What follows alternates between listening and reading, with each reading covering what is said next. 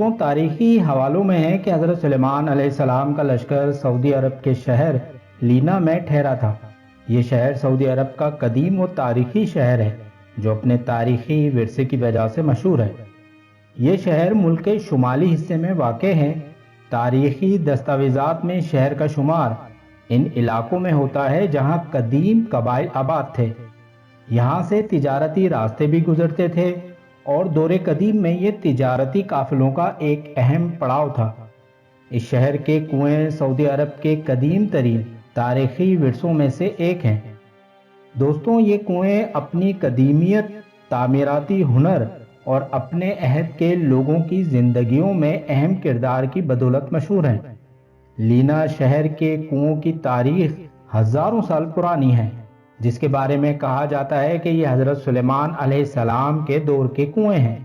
یہ تمام کنویں تجارتی مقامات اور ارد گرد کی پہاڑیوں پر واقع ہونے کی وجہ سے بھی اہم ہیں، اور دور قدیم میں یہاں سے گزرنے والے قافلے اپنی پیاس بجھاتے اور اپنے سفر کو جاری رکھتے تھے۔ اسلامی تاریخ میں بھی لینا شہر کے کنووں کی اہمیت کو نظر انداز نہیں کیا جا سکتا۔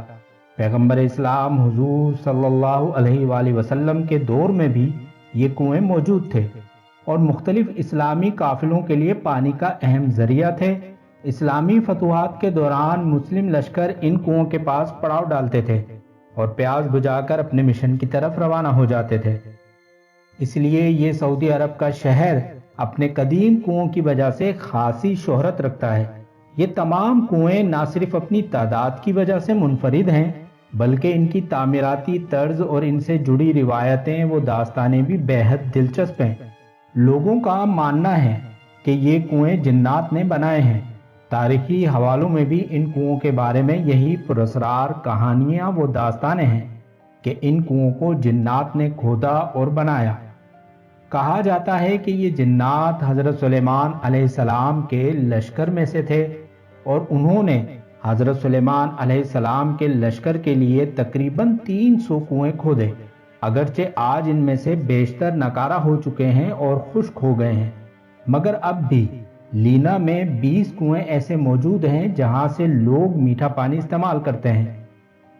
دوستوں، سب سے حیرت کی بات یہ ہے کہ جنات نے یہ تمام کنویں نرم زمین کے بجائے سخت ترین چٹانوں کو توڑ کر بنائے ہیں، جس پر آج کے دور کے ماہرین بھی حیران ہیں کہ ان سخت چٹانوں کو توڑنا اور چٹانی زمین میں جدید مشینوں کے بغیر بور کرنا اس دور میں کیسے ممکن ہوا۔ یہ جنات کے کنویں سعودی شہر رفح سے 100 کلومیٹر لینا شہر میں واقع ہیں۔ یہاں پرانے وقتوں کا ایک قدیم قلعہ بھی موجود ہے اور اس زمانے میں مختلف قافلے اور لوگ بیت المقدس اور یمن جاتے ہوئے اسی مقام سے گزرتے تھے۔ ملکہ زبیدہ کی بنائی ہوئی مشہور سڑک، جسے درب زبیدہ بھی کہا جاتا ہے، جو عدن سے عراق جاتی ہے، یہیں سے ہو کر گزرتی ہے اور دنیا بھر سے مختلف سیاح و شائقین ان عجوبات کو دیکھنے اس علاقے کا رخ کرتے ہیں۔ سعودی عرب کے مشہور تاریخ دان اور محقق الجاسر کا کہنا ہے کہ لینا اور اس کے اطراف حضرت سلیمان علیہ السلام کا ایک عظیم لشکر اترا تھا۔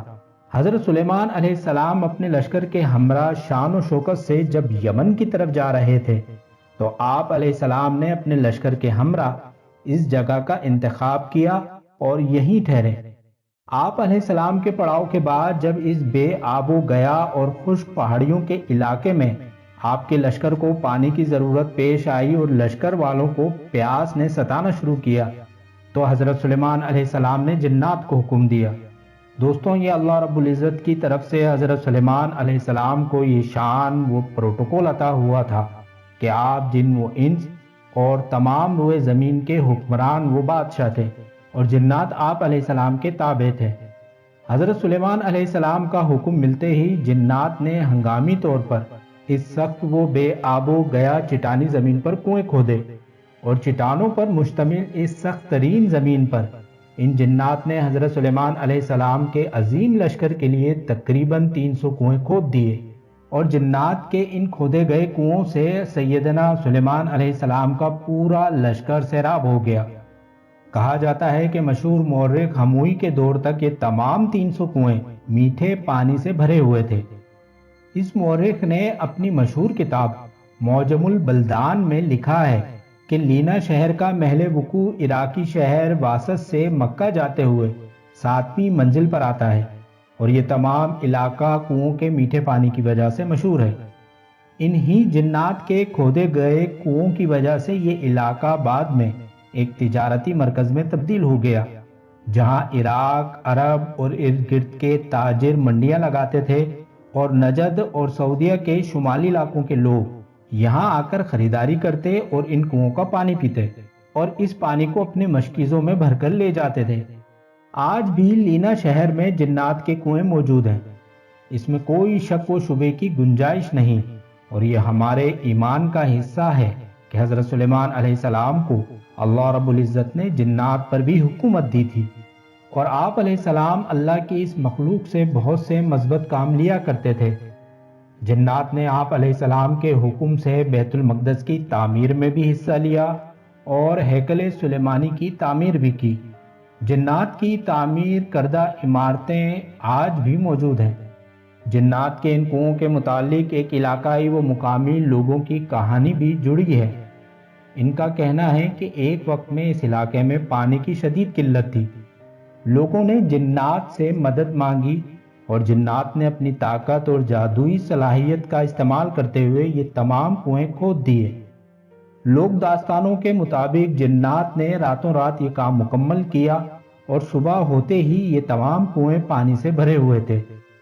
दोस्तों, तारीखी हवालों और दास्तानों में ये बात साबित है कि दौरे कदीम में चिटानी ज़मीनों पर इन कुओं का खोदना इंसानी ताकत से बाहर था।